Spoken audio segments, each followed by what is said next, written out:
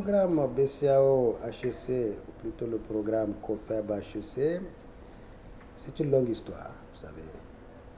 Aujourd'hui, je dirais que c'est une histoire qui a à peu près 10 ans.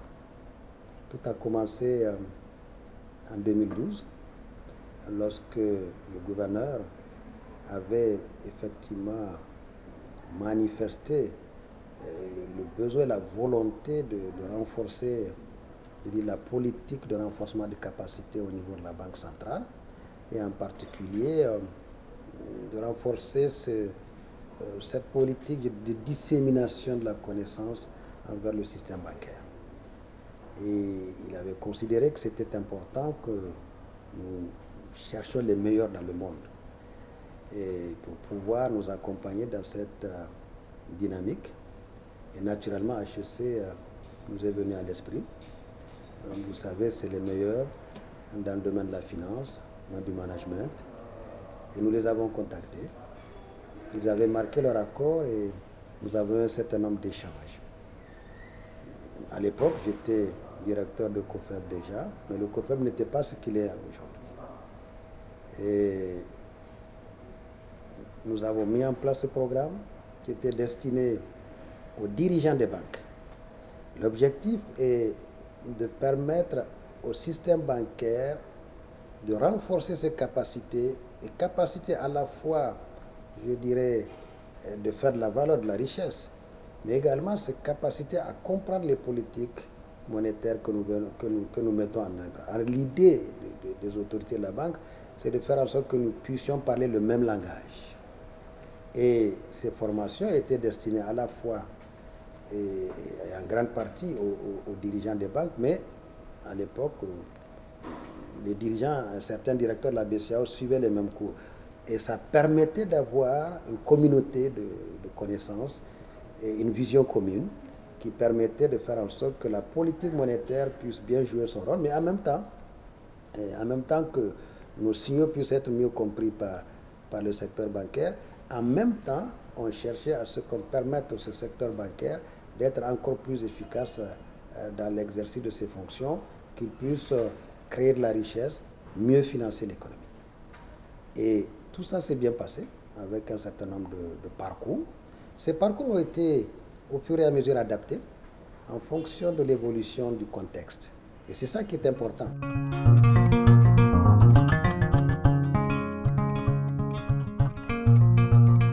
À partir de 2019, le gouvernement avait effectivement pour vision de faire du COFEB un centre d'excellence de dimension internationale, pas seulement régionale, puisque le COFEB est déjà régional, mais un centre d'excellence qui va disséminer à la fois sur l'Afrique, mais aussi sur le monde, qui va apporter un peu plus et qui va aussi faire de la recherche, de la prospective.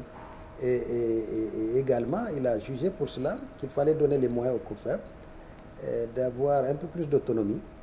Et donc, ce qui fait qu'on a eu un COFEB avec 3 directions, une direction chargée de la formation, je dirais globalement, du renforcement des capacités, une direction chargée de la recherche, mais également une direction en charge de la communication et des affaires administratives. Et c'est ce qui a permis aujourd'hui de donner un nouveau souffle au COFEB, avec cette nouvelle vision qui est celle de renforcer encore plus les capacités, je dirais, du système bancaire, mais de faire en sorte que, je dirais, ce système bancaire joue encore mieux son rôle, mais de viser plus que la région, de viser maintenant le monde, l'Afrique et le monde.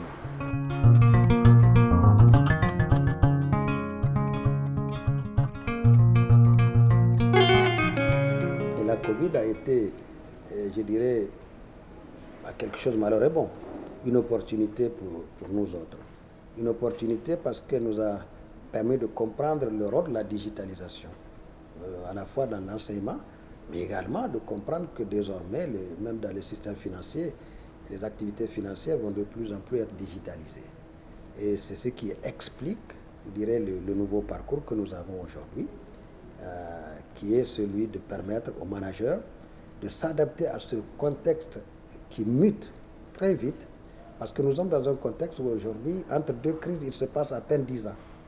Donc il est important que le banquier soit à l'écoute je dirais, de son environnement, à l'écoute de sa clientèle, mais à l'écoute aussi du régulateur. Il est important que la Banque centrale soit à l'écoute de cet environnement mouvant pour pouvoir à la fois éviter les crises, mais permettre aussi au système bancaire de jouer pleinement son rôle, d'être plus solide face aux crises, mais de pouvoir financer l'économie parce que c'est aussi ça l'enjeu.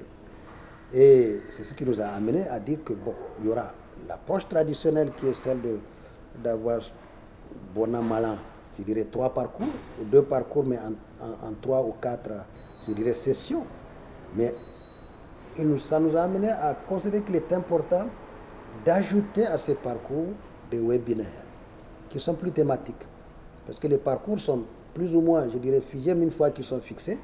Mais il est important que chaque année, au regard du contexte évoluant, nous devons essayer de trouver un certain nombre de thèmes qui sont dispensés de commun accord avec HEC et par les professeurs de HEC sur les évolutions, sur les innovations, sur le contexte, sur la régulation, la stabilité financière.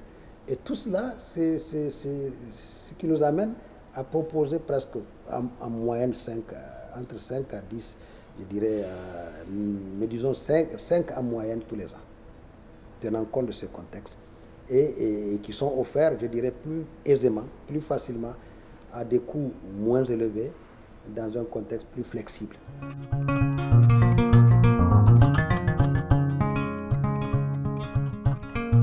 Sur les webinaires, d'ailleurs, comme sur les autres parcours, je dirais que l'approche se fait du côté de l'offre comme la demande. Du côté de l'offre, nous avons des discussions régulières avec HEC qui nous permettent de voir quelles sont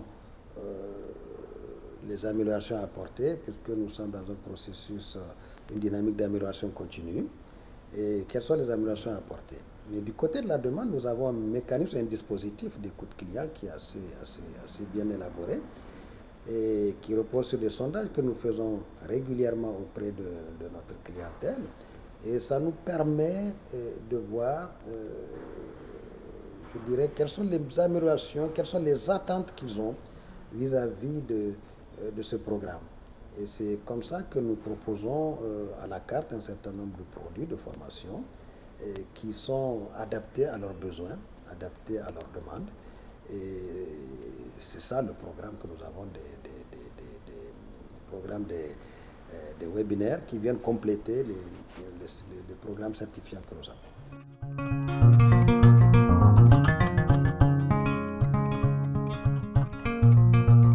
En termes de perspective, nous adoptons la même démarche. Et je dirais que c'est sur la base de ce vivier de réponses aux questions ou des attentes que nous développerons les prochains programmes avec la même démarche de flexibilité, cet esprit, je dirais, de proposer toujours des programmes certifiants, mais avec à côté des programmes à la carte qui tiennent compte des besoins exprimés et régulièrement mis à jour dans le cadre de notre dispositif d'écoute client. Donc dans ce cadre-là, désormais, pour les années à venir en tout cas, nous allons de plus en plus aller vers cette dynamique à la fois, je dirais, d'écoute client, de contextualisation des programmes en tenant compte des évolutions en cours et pour proposer des programmes plus flexibles et des programmes à la carte que le système bancaire, les dirigeants du système bancaire peuvent effectivement adapter avec beaucoup de plaisir, ce qui leur permettra d'être encore plus efficaces dans le cadre de leur activité, mais encore plus efficaces dans leur insertion à l'économie nationale, à l'économie régionale et à l'économie internationale.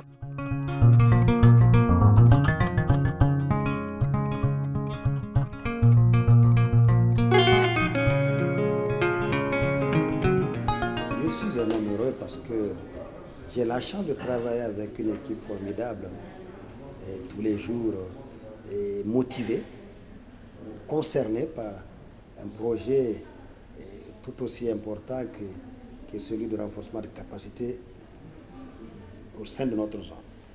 Comme vous le savez, comme dit le dicton, il n'est de richesse que d'homme. Et travailler pour pour ces hommes-là qui travaillent à leur tour pour des entités et des secteurs importants dans un cadre régional pour porter un projet qui contribue à cette vision que nous avons de faire du COFEB un centre d'excellence de dimension internationale. Ça, c'est un motif, je dirais, de joie, de bonheur quotidien. Et le capital humain, je pense que tout le monde est d'accord avec moi. C'est la première richesse d'une entreprise. On peut mettre de l'argent, on peut faire ce qu'on veut. S'il n'y a pas des hommes de qualité pour investir cet argent comme cela se doit, on n'a pas réussi.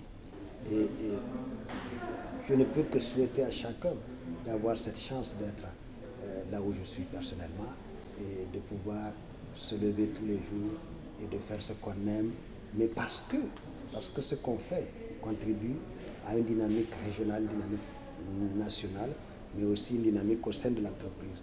Donc, voir la satisfaction de ceux qui ont bénéficié de nos formations, savoir qu'ils vont utiliser les outils qu'ils ont appris grâce à l'expertise de HEC, c'est vraiment un motif de bonheur.